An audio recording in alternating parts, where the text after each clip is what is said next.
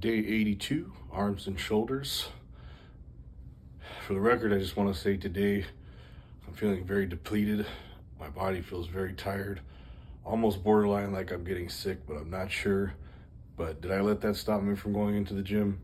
Fuck no. I got my ass up, I got my ass to the gym, and I got my workout in because there's no excuses, and it is whatever it takes to get to your goals. And if you skip a day, it's going to hold you back from getting to your goals. So with that being said, let's go through the morning nutrition, morning through afternoon. It's our first meal now at 5:15. A bowl of Cocoa Pebbles, and then at 8 o'clock we got our 2 frozen breakfast burritos.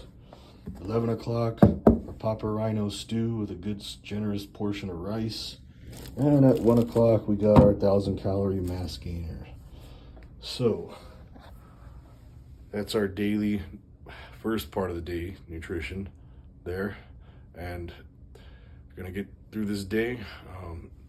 Me personally, if I feel like crap, if my body hurts, I'll just take some Tylenol. For fever symptoms, I like Tylenol best. Advil's more for like aches or headaches or body pains. For fevers and chills, I think Tylenol's a little bit better. So if I need Tylenol to get through the day, I always have plenty put aside. So let's kick some butt at work, make some money, make the company some money, and as always, pay the bills because they don't stop coming. Catch you later for some arms and shoulders. Day 82, arms and shoulders. Today we're talking rear delts. The exercise I picked for my content today, the best way I could put it, to give it a name, is upper rear cable laterals.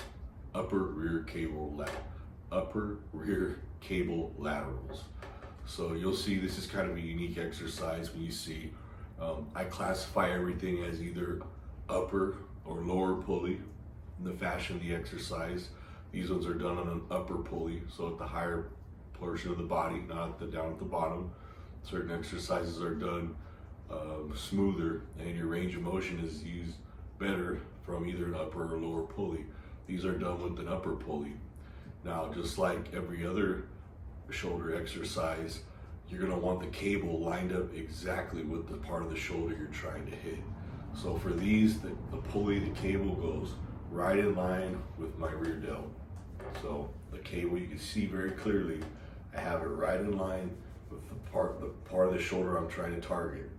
So the position of the cable, the position of the hands is always very crucial in order to fully activate the muscle that you're trying to hit. So on these, you'll notice they're right in line with it. Shoulders, that's a very important thing that I've stressed throughout this series. You want to be lined up right with the part of the muscle you're trying to hit, not in front of it, not behind it, not off. You want to strictly isolate that point of the shoulder. In this case, we're isolating the rear delt. Let me tell you, these ones, man, I had a nice good little burn going on after. I felt the pump, they felt tight. I felt, this one got good. This is a good one.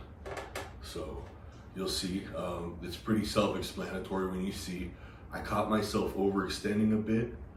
I did notice that something was wrong with the cable. That's a little off topic, but the cable was kind of jumping and skipping like it needed to be greased, and it was causing like a weird type of tension to where it was grabbing and then releasing. So aside from that, I would catch myself overextending, which you don't want to do because then you take the activation off the part you're isolating and you start activating other muscles. So in this case, you want to just go just far enough to where you can feel that muscle contract and then back down. You don't want to overextend and start involving the traps. We're not hitting traps, we're hitting rear delts. So yeah, that's one of the main keys here is, for one, you want the cable lined up exactly with the muscle you're trying to hit, which is the rear delt. And then on top of that, you just don't want to overextend. So you want to come just far enough to where you're fully contracted and then come back and just in a smooth, nice, repetitive motion. And these ones will really put some meat on those rear delts, all right? So give these a try, add them to your delt, your shoulder regimen. I promise you'll get some growth in those rear delts, since that's one of the toughest spots to develop. And I have to say, I really pride myself on my shoulders. I think my shoulders are looking pretty decent. They're pretty sculpted and developed. So I do take pride in the the balance I have on my shoulders, they're pretty well rounded, so I can, you know, like you can't say that about every muscle on my body. My shoulders, my triceps, those are my two winning keys. Those are my two key points that I could say are pretty developed. Other than that, everything else is always, in my mind, going to be lacking. It's just the way it goes. You're always going to be critical to yourself, right? Some people, I think, are the opposite. I think some people just think everything looks perfect and great. And I guess that's a good thing, but there's a fine line between arrogance and confidence, right? There's a very fine line between arrogance and confidence. And yeah, some people just, some people think they're confident, but they're really more or less being arrogant. So confidence is a good thing, arrogance is a bad thing.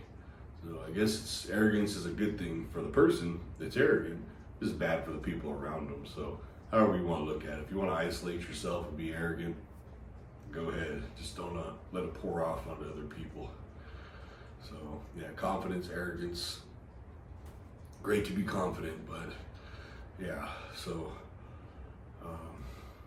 rear delts, we're almost to the end of the series. Hopefully you learned a lot. You know, hopefully, I'd love it if you'd ask me some questions. I could elaborate. You know, you have any questions, I can, like I said, I've got tons of knowledge. I gave you just about everything I know, but there's more in there. You gotta dig in there and get it out. I mean, because a lot of that stuff is buried deep, and it has to be brought out. I can't come up with everything. So I don't know what it'll be. You know, once this series is over, I don't know too much of what I'll be doing next. I thought about doing a 90-day cut series for the summer, doing a summer cut, which would be perfect, but I don't think I'm gonna do it, only for the simple fact that it's counterproductive, because I just put on all this mass. I would hate to turn around and just shed it. To me, would not make any sense. I don't understand when people do that bouncing back and forth thing.